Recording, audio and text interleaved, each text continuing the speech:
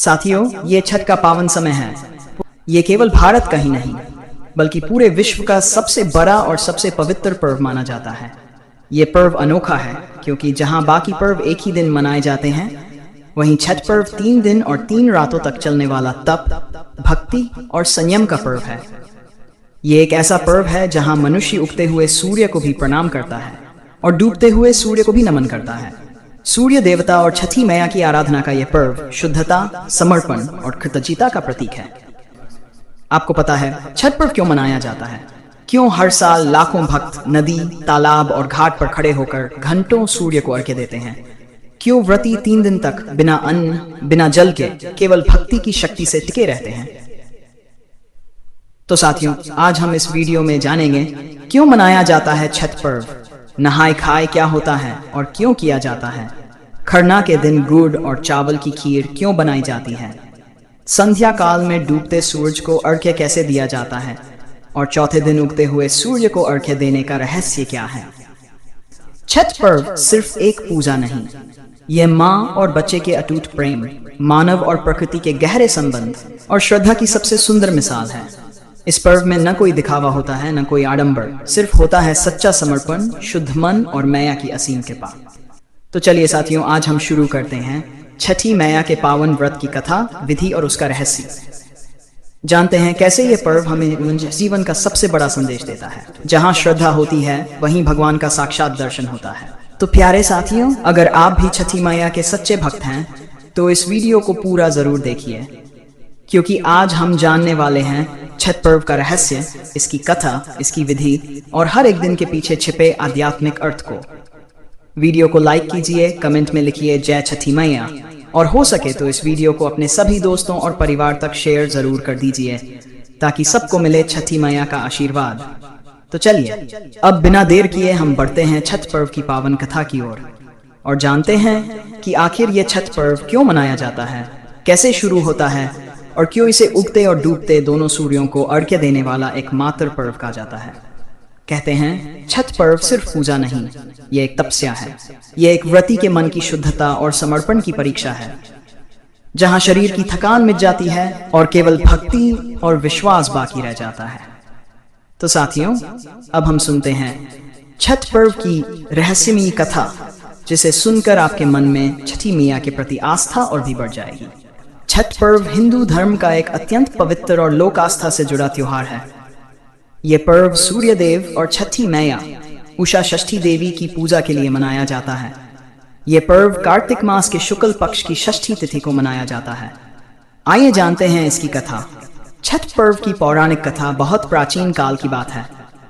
जब महाभारत काल में पांडवों ने अपना राजपाट खो दिया था, तब द्रौपदी ने भगवान सूर्य की उपासना की थी। उन्होंने छठ देवी की आराधना की और सूर्य भगवान से अपने परिवार की सुख समृद्धि और राज्य की पुनः प्राप्ति का वरदान मांगा। छठी मैया की कृपा से पांडवों का खोया हुआ राज्य उन्हें वापस मिल गया। तभी से छठ पर्व मनाने की परंपरा चली आ रही है। सूर्यपुत्र कर्ण की कर्ण, जो कि सूर्य देव के पुत्र थे, प्रतिदिन अर्घ्य देकर सूर्य देव की आराधना करते थे। कहा जाता है कि उनकी शक्ति और वीरता सूर्य पूजा का ही परिणाम थी, इसलिए छठ में सूर्य देव को अर्घ्य देने की परंपरा चली। किसान और छठ मैया की प्राचीन काल में जब लोग खेती करते थे, तब फसल काटने के बाद सूर्य देव का धन्यवाद करने के लिए छठ पर्व मनाया जाता था।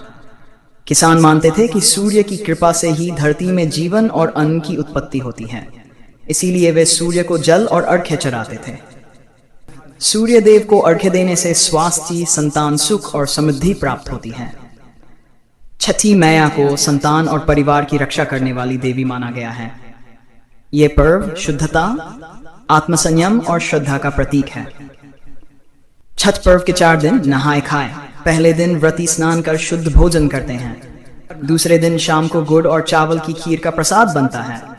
तीसरे दिन डूबते सूर्य को अर्घ्य दिया जाता है, उषा अर्घ्य। चौथे दिन उगते सूर्य को अर्घ्य देने के बाद व्रत का समापन होता है। इस प्रकार छठ पर्व सूर्य उपासना, पवित्रता और कृतज्ञता का प्रतीक है। जो व्यक्ति सच्चे मन से छठी मैया की पूजा करता है, उसके जीवन में सुख, शांति और समृद्धि आती है। आपने छठ पर्व के पहले दिन नहाय खाए क्यों मनाया जाता है? इसका संबंध शुद्धता, आत्मसंयम और छठी मैया की कृपा प्राप्ति से है। आइए विस्तार से इसकी पौराणिक और आध्यात्मिक कथा जानते हैं। नहाय नहाय खाए का अर्थ। नहाय खाए का मतलब होता है पहले नहा धोकर शरीर और मन को शुद्ध करना, फिर शुद्ध सात्विक भोजन ग्रहण करना। यह दिन छठ व्रत की शुरुआत मानी जाती है। नहाय खाए की कथा पौराणिक माल की बात है। राजा प्रियव्रत की पत्नी मालिनी को बहुत वर्षों तक संतान नहीं हुई। दोनों ने संतान प्राप्ति के लिए अनेक तप और यज्ञ किए, लेकिन कोई फल नहीं मिला।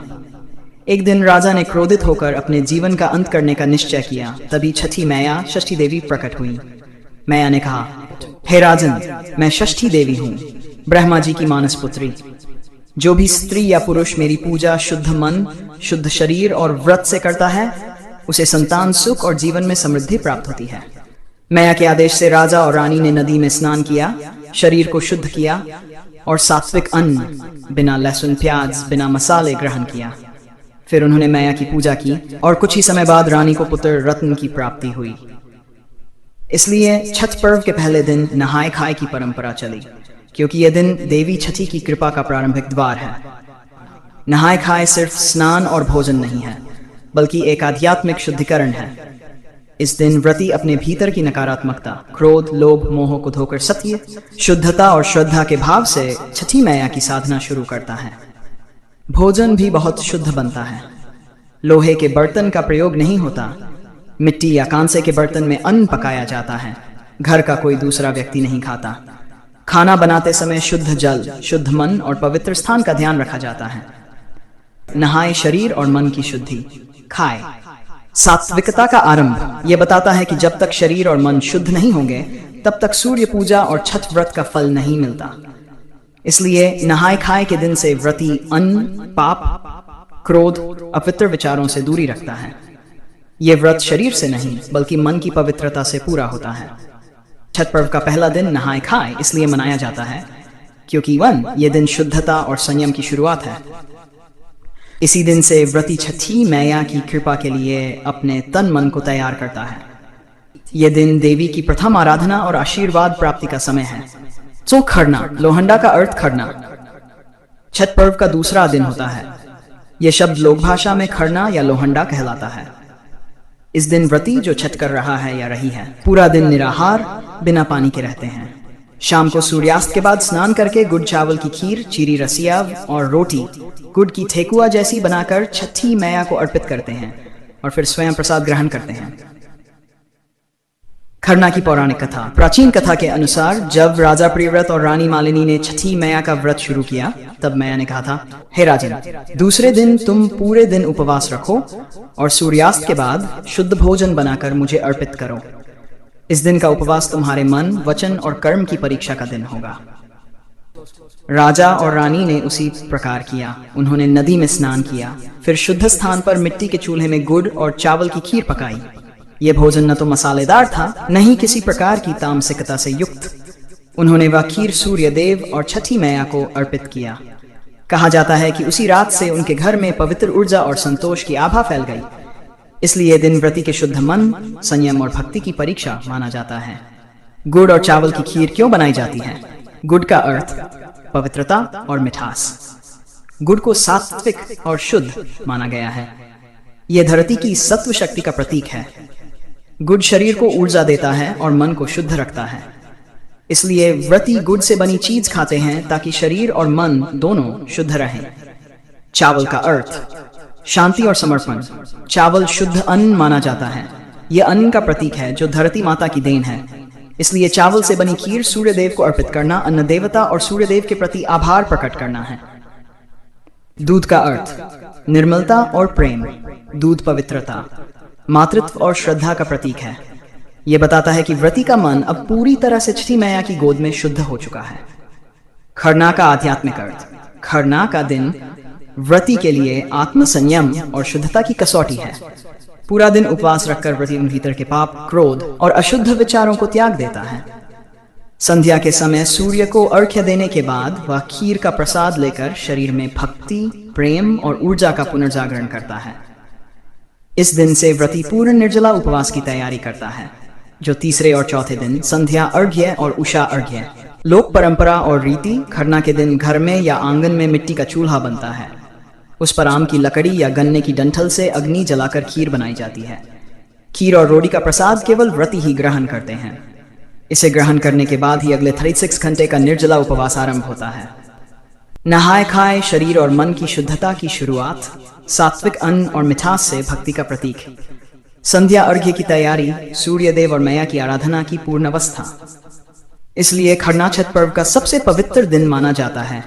यह दिन व्रती के मन और तन दोनों को शुद्ध करता है और यहीं से असली व्रत आरंभ होता है, जो अगले 2 दिन सूर्य देव की पूजा और अर्घ्य अर्पण में पूर्ण होता है।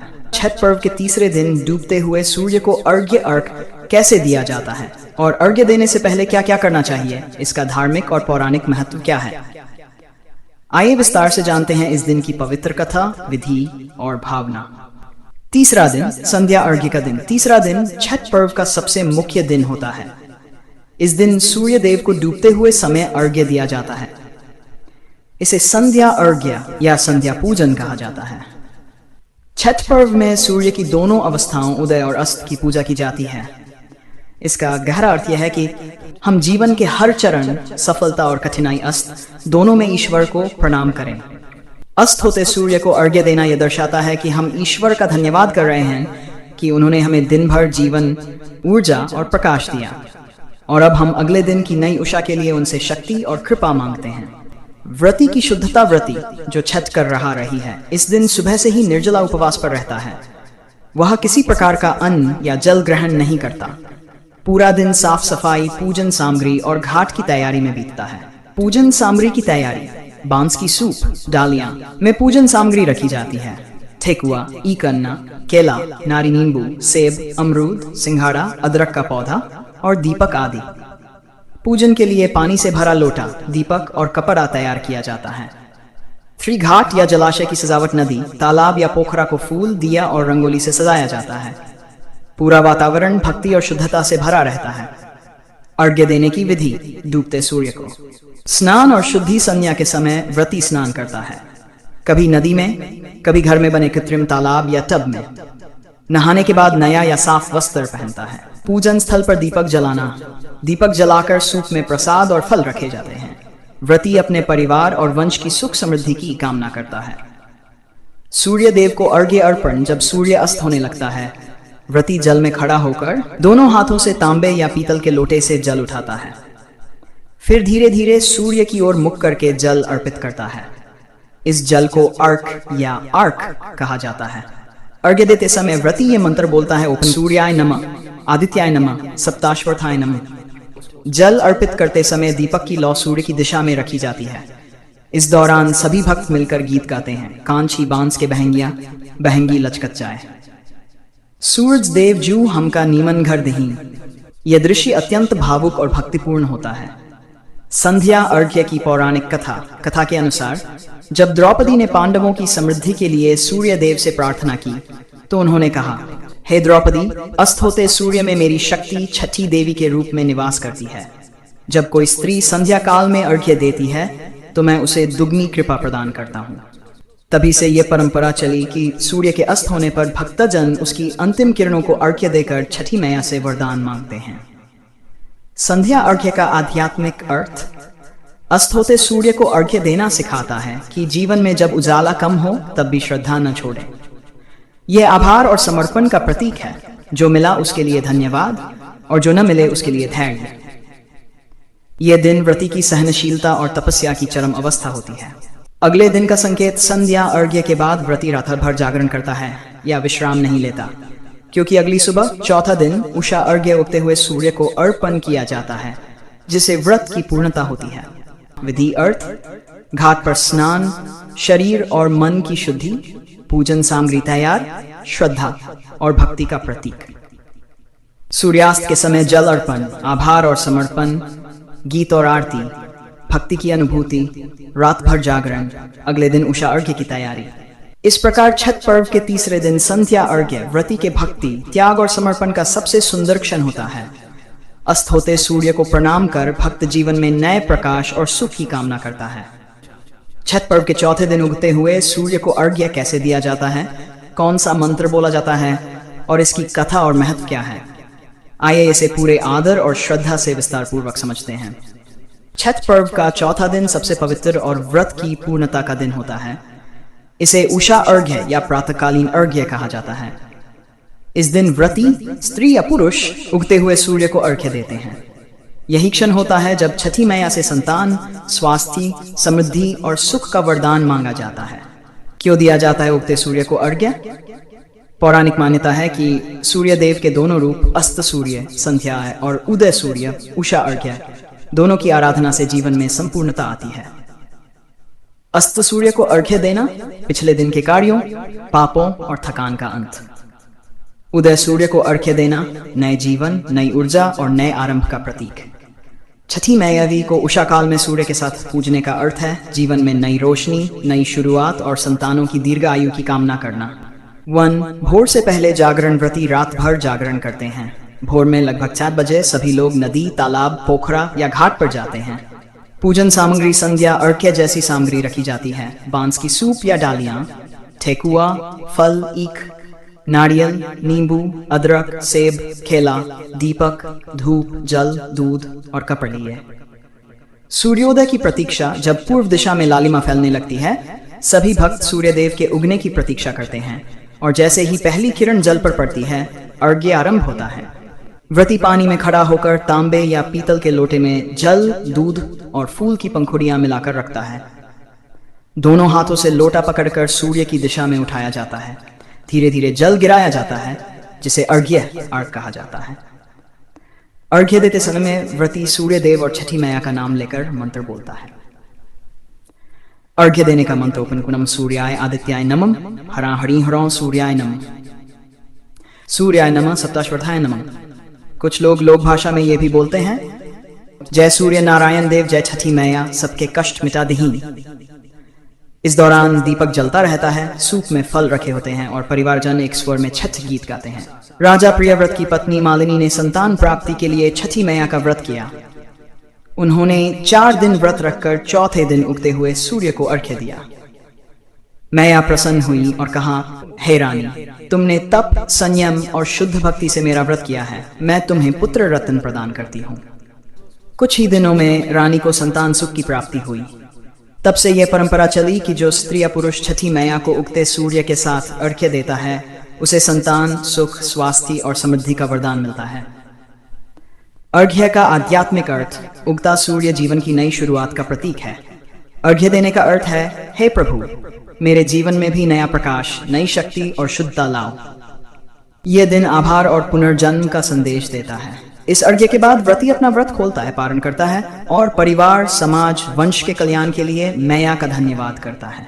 भोर में स्नान, शुद्ध वस्त्र, पवित्रता और नई शुरुआत। लोटे में जल, दूध, फूल, श्रद्धा और सात्विकता। सूर्य उदय पर अर्घ्य, नई ऊर्जा और आभार। मंत्र सूर्याय नमः। सूर्य देव की आराधना, व्रत का पारण, व्रत की पूर्णता और वरदान प्राप्ति। छठ पर्व का यह अंतिम दिन व्रती के तप, संयम और भक्ति की विजय का प्रतीक है। उगते सूर्य को अर्घ्य देने के साथ ही व्रत की पूर्णता होती है और माना जाता है कि छठी मैया अपने भक्तों की हर मनोकामना पूर्ण करती है।